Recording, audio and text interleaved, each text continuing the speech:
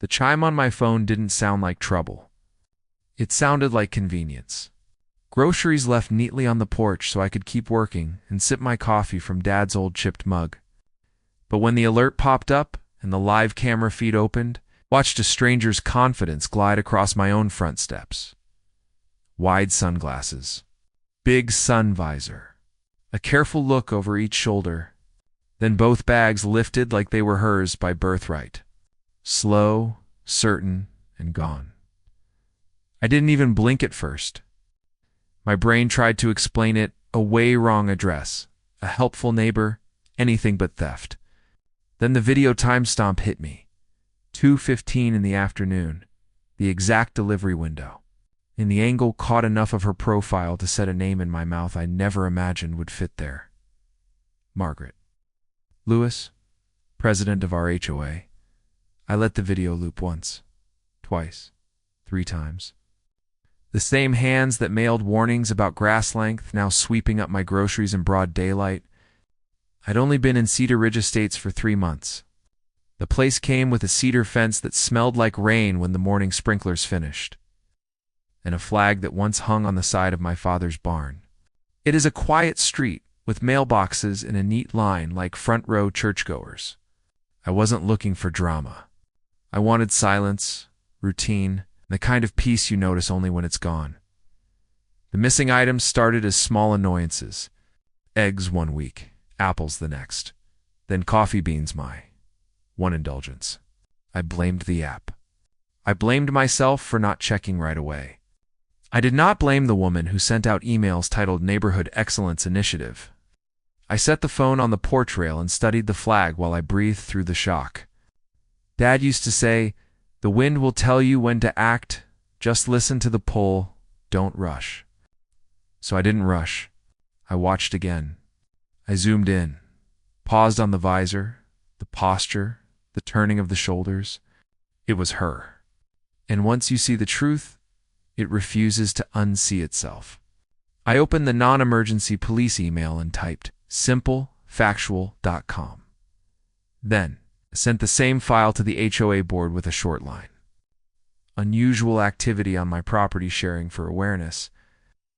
I kept my tone precise because anger makes messy paperwork, and messy paperwork loses good cases. The neighborhood woke up faster than I expected. The Johnsons 2 doors down had lost a package of steaks and wrote it off as delivery error. The Millers He's, a retired teacher. She keeps geraniums like trophies, had missing medication. Twice, another neighbor mentioned a box of pet supplies that never arrived. Threads connected themselves. By evening, a police cruiser idled by Margaret's house, reflecting blue light off her regulation cream shutters. I watched from behind my blinds, not proud of the curiosity, but not sorry either. 2 officers at her door. The way she stood, arms folded like she was holding the neighborhood together by sheer force of personality. I couldn't hear anything, but I didn't need to. The body knows a storm when it sees one. I set the phone down and finally took a sip of coffee, gone tepid. It tasted like waiting. That night, the HOA email list went quiet. Silence that felt less like peace and more like someone holding a breath for too long. I slept poorly and dreamed. The porch camera kept recording a loop of hands I couldn't stop. When I woke, the flag line clicked against the pole like a metronome for patience. At 7:30 the next morning, the doorbell rang. I wasn't halfway through my first coffee when I opened the door to find Margaret standing on the top step like she owned the rights to sunrise. "May I come in?" she asked, but walked past me before the question reached a question mark. She didn't sit. People who intend to dominate remain standing. She straightened a framed photo on my wall without looking at it. "You forwarded a video of me," she said flatly. "To the police? To the board?" "I forwarded a video of a person," I said, "because it recorded theft on my property." "That's a ridiculous accusation," she answered. "The video is edited, is it?" I asked. "Because if it is, you should feel very safe." Her smile had edges. "I chair 3 committees. I've devoted 8 years to keeping this neighborhood from sliding into chaos. I will not be smeared because you don't manage your deliveries." I'm a software developer, I said quietly. I manage details for a living. She shifted, scanning my entryway like a compliance officer performing a surprise audit.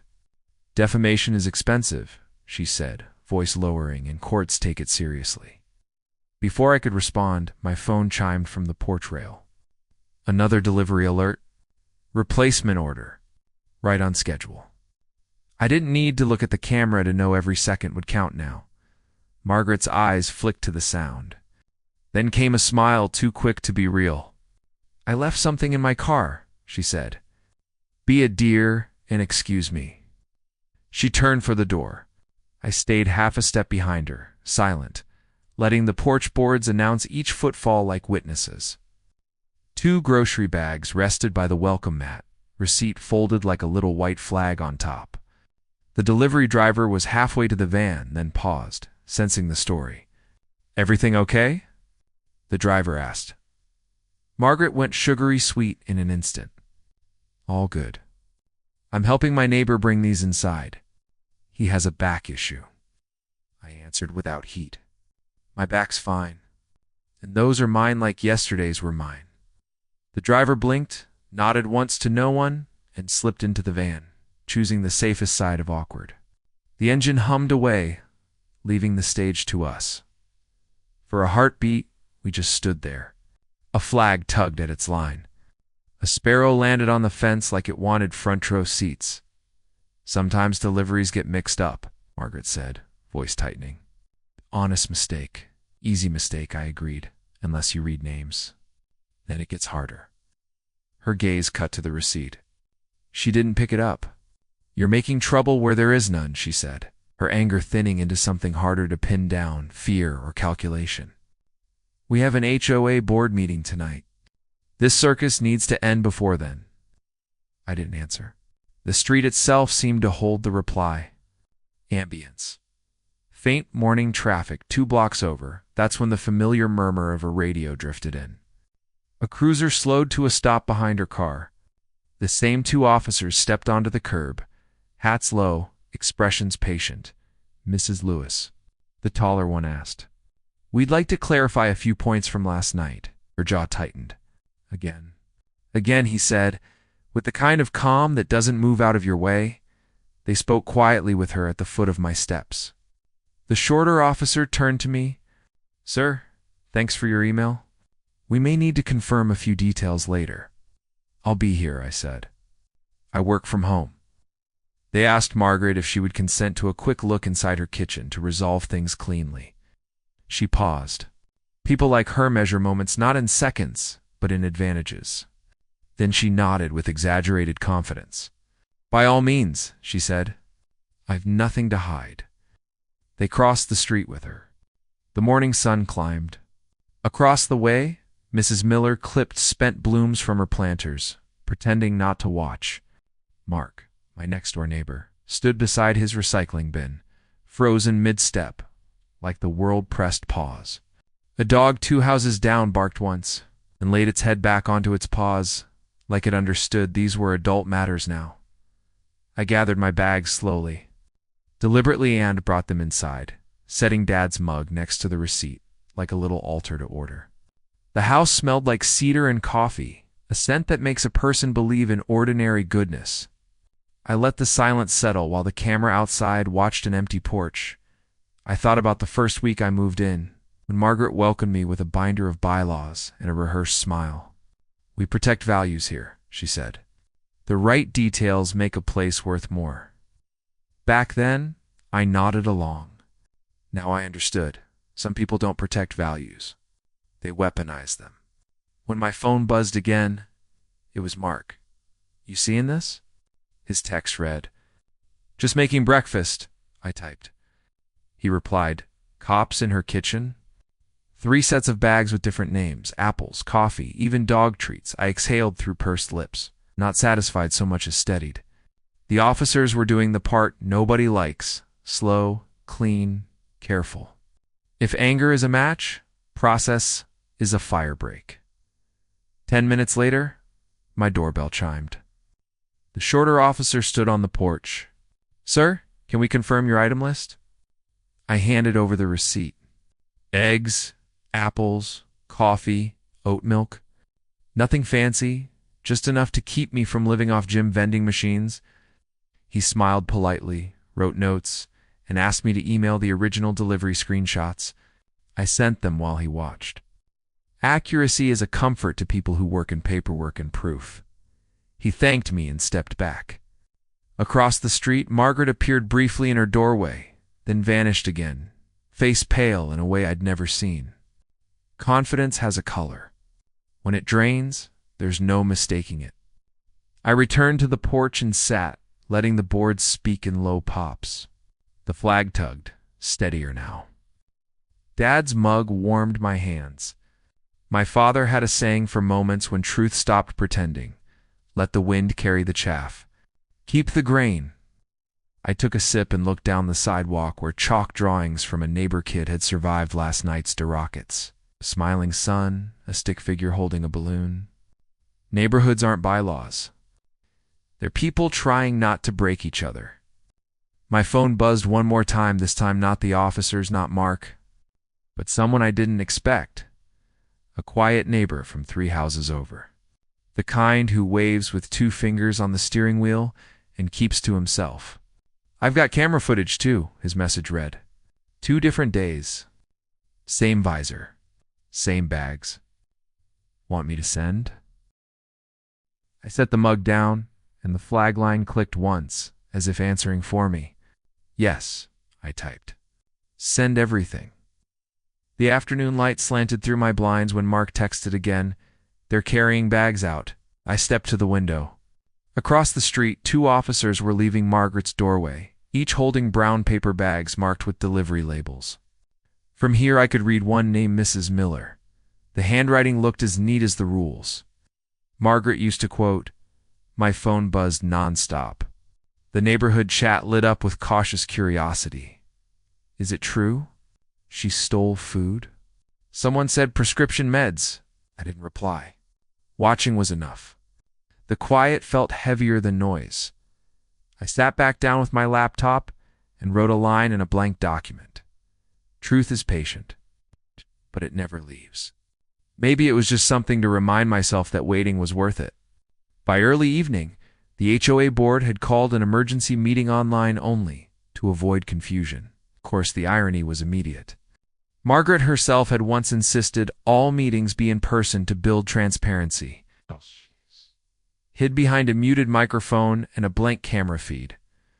When the vice president, Tom Henderson, began, his voice trembled. We're aware of a developing issue involving Mrs. Lewis. While the matter is under review, we'll maintain professionalism. A pause. A ping in the chat. Then another. Lines of polite outrage rolled in neighbors who'd lost packages. Small things, but enough to matter. Tom cleared his throat. The board will cooperate fully with law enforcement. Then, in a voice too calm to be real, Margaret unmuted. I think we're all overreacting, she said. A few packages. Some confusion. If anyone had simply asked me, I'd have explained everything. Even through a screen, silence carries weight. That night, I sat outside again. The sky over Cedar Ridge looked bruised with the last light of day. I could smell cut grass and faint gasoline from a distant mower. It reminded me of summers on my father's land. Before HOA boards and bylaws had opinions on the color of fences, he used to say, "Some people don't want peace, son. They want control dressed as peace." I thought about that while the wind tugged the flag above me. Next morning, a police SUV rolled back into the neighborhood. This time, there were 3 officers.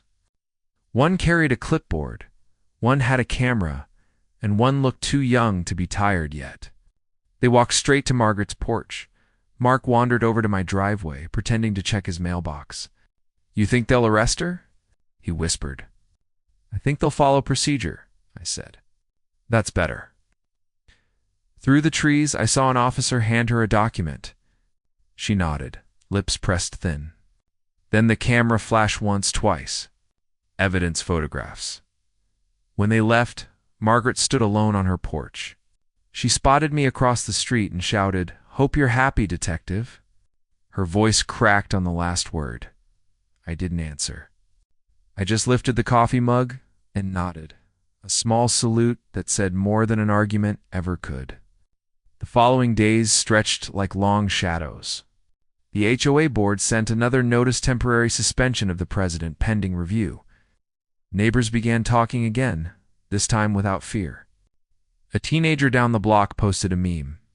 Neighborhood Watch 2.0. Now we're actually watching. But not everyone laughed. Mrs. Miller stopped by one evening with a covered dish and tears in her eyes. "My husband needs that medication," she said quietly. I kept blaming the pharmacy. Turns out it was right next door the whole time. I didn't know what to say. Sometimes empathy doesn't need language. I just took the dish, nodded, and let the silence finish the sentence.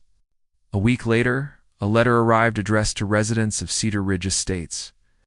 The envelope bore the county seal. The notice inside announced a preliminary court hearing for Margaret Lewis. Charged with multiple counts of petty theft and one count of unlawful possession of controlled substances, I read the lines twice, folded it, and placed it beside Dad's mug. Justice, like coffee, works best when slow brewed. That night, the chat thread turned into a digital town square. Screenshots, emojis, whispered confessions. Neighbors admitting how long they'd stayed quiet out of fear of her retaliation. One wrote, "She'll find me for leaving a pumpkin out past November." Another, "She told me my mailbox color lowered property values." It became clear none of us had lived in a neighborhood. We'd lived in someone else's rules. The morning of the hearing dawned with thin sunlight. I drove downtown, parking near the courthouse. I didn't have to be there, but something in me wanted to witness closure. The building smelled like floor polish and paper. Margaret sat 3 benches ahead, immaculate as ever, pearl earrings shining like denial itself. Her lawyer whispered, but she kept scanning the room. Maybe searching for sympathy, maybe still measuring lawns in her head. When the judge entered, everyone rose. The hearing lasted 20 minutes. Facts, footage, confession by implication. The evidence was clean. Her voice cracked when the verdict came. Probation, restitution, community service. 6 months! The gavel struck like a final period at the end of a too long sentence. As she turned, our eyes met.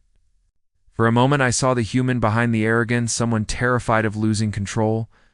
Then she looked away. Back home, Cedar Ridge was quieter. No more weekly HOA bulletins. No late-night reminder emails about trash can compliance. Just birds, sprinklers, and the occasional sound of kids on bikes. People started waving again.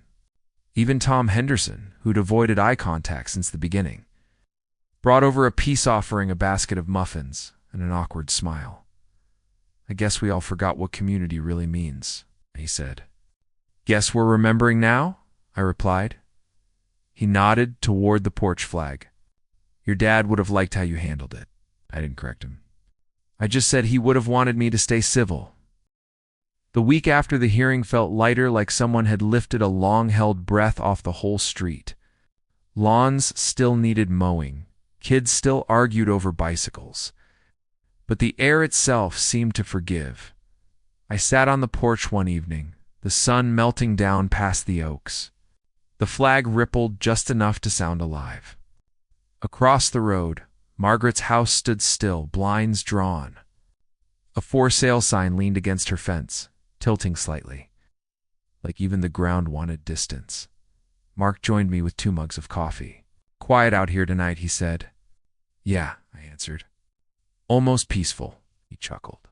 "Guess you got your peace after all?" Maybe I did, but it came with a lesson I hadn't known I needed. Over the next few days, neighbors who had barely spoken before started appearing in each other's yards again. Tom organized a cleanup weekend, not for appearances, but for company. We trimmed hedges, painted fences, and shared stories that had been waiting years to be told. Mrs. Miller brought pies. The Johnsons grilled burgers.